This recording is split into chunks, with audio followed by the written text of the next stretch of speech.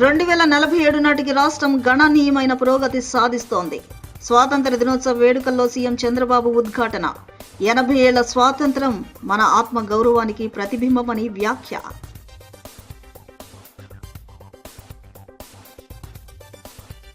High court ప్రాంగణంలో ఘనంగా స్వాతంత్ర దినోత్సవ వేడుకలు. జాతీయ పతాకాన్ని ఆవిష్కరించిన ప్రధాన న్యాయమూర్తి జస్టిస్ లీసా గిల్.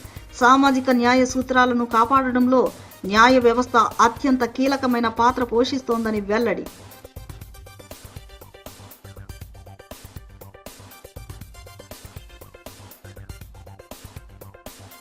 రెండు 2047 నాటికి స్వర్ణాంధ్ర దిశగా అడుగులు వేద్దాం. అజిత్ సింగ్ నగర్లో జరిగిన 80వ స్వాతంత్ర దినోత్సవ వేడుకల్లో ప్రజానీకానికి పిలుపునిచ్చిన మంత్రి నారా లోకేష్.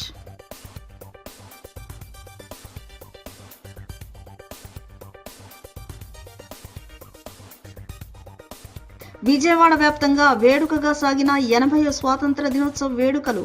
మువ్వెన్నెల పతాకాల రెపరెపలతో కళకళలాడిన విజయవాడ. వెల్లువలో ఉప్పొంగిన దేశభక్తి.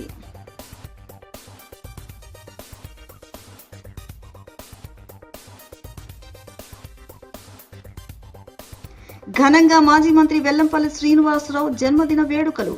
శుభాకాంక్షలు తెలిపిన వైసీపీ శ్రేణులు. ప్రజల సమస్యల పరిష్కారంలో ఎల్లప్పుడూ ముందుండే వ్యక్తి అంటూ కితాబు.